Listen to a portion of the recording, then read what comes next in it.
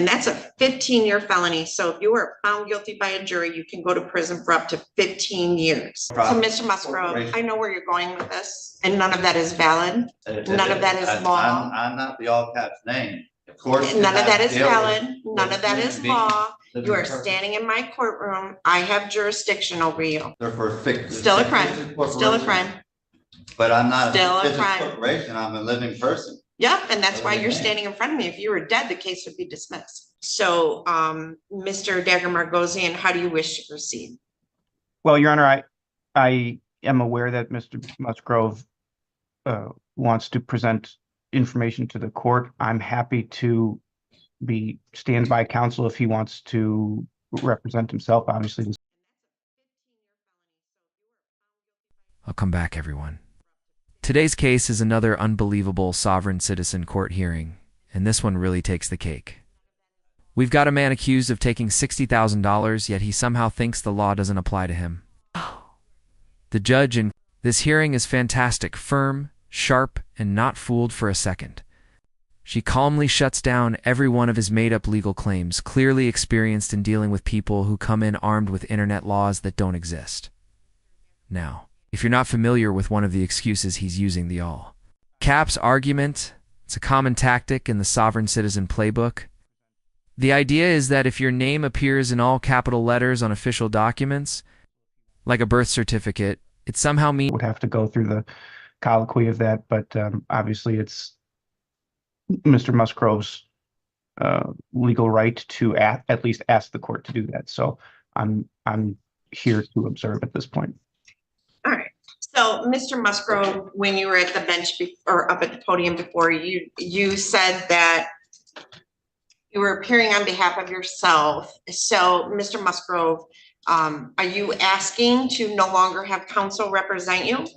Well, what I'm understanding is that the courts is a private for-profit. So, Mr. Musgrove, I know where you're going with this, and none of that is valid.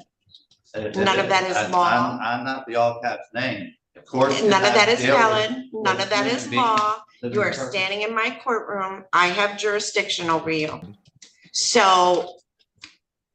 I tried to file paperwork with the clerk's office ahead of time so that you would have time to review it, and they denied me. I know what you're talking about. None of that is valid under the law of the state of Michigan or the Constitution of the United States of America. What do you mean it is? No. The Supreme Court says it is. What does it say it is? The Supreme Court says that we were at the age of 18, we were supposed to claim our minor status. Nope, not valid. Means the court has no authority over you. Of course, this has no legal basis whatsoever. Honestly, it's hard to understand why someone who believes the court has no power would even bother showing up at one point. He demands a jury trial. In this situation, that's a risky move. After hearing all the arguments he made, it's hard to imagine any jury siding with him. Maybe he's hoping someone on the jury will share his beliefs. But realistically, that's extremely unlikely. By the end of the hearing, it's clear the judge is being more than patient, even letting him talk more than necessary. The most extreme sovereign citizen I've seen, the capital letters argument still leaves me shaking my head. The judge handled it professionally and kept the case on track, which is... Okay. So here's what I would say to you. Mr. Dagger-Margosian is, like most of our public defenders, exceptional attorneys and very well versed in the law and very experienced. He gives legal advice. You may not like the legal advice, but it's usually good advice. I've never had anyone from the public defender's office not wholeheartedly try to represent their clients. So what you are talking about is not valid, and it is not going to get you out of this case. You're not going to be able to say all those things because it's not valid. Everyone involved in this court case has a financial interest in the case. I don't have a financial interest in your case. I get paid by the state of Michigan, whether you plead, whether it gets dismissed. I don't make any money off you. We have budgets. The court system is not a profit generating revenue. We are here to represent people so that people who are charged with crimes are protected. People who are victims of crimes are protected. And that's why we have But in all order these. for there to be a crime, there has to be a victim. There is no. Well, there is a victim in this case The victim because would be the company. And the you are company, charged. I can't face. the Actually, company. just hold on. So your crime that you are charged with, which you are innocent as of this time, let me grab the right file, is failure. Oh, this is let me see. This is an embezzlement charge. So you are charged in count one with embezzlement 50,000 or more, but less than 100,000.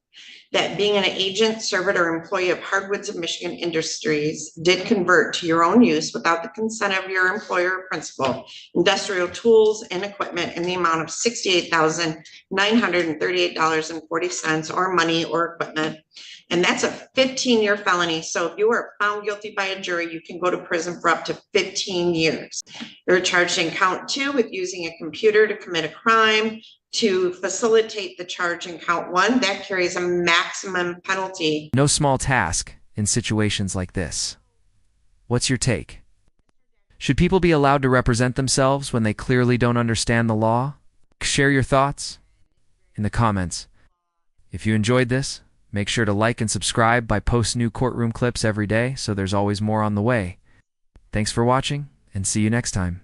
Of up to 10 years in prison, and the way the statute's set up, I can actually stack those possibly. So you potentially could be looking at up to 25 years in prison. So the victim that's alleged in this would be that business. Right, and I can't face that accuser because that business can't get on the stand for me to ask questions, and a third party. But their can't stand representative it. can. Yes, they can. Yes, They they can? can. Yes, they Okay. can. So I have 189,000 of student loan debt that was forgiven to be a lawyer. You do not. And Mr. Dagger Margosian, Mr. Isaac Sneed, all of the attorneys here went to law school to know the law, and their job is to advise you of the law. So Yeah, yes, but they they're can. going- Yes, They're you going can be by charged. everything, all the can't- laws and statutes that you guys go by Are are for legal. corporations. They're for fictitious. Still a crime. Still a corporations. crime. But I'm not a Still a fictitious crime. corporation, I'm a living person. Yep, and that's why you're Okay. standing in front of me. If you were dead, the case would be dismissed. Yeah, the all caps name is that. That means nothing. That's not valid. It's Okay. not legal. right. So do you want to represent yourself or do you want to have an attorney to represent you?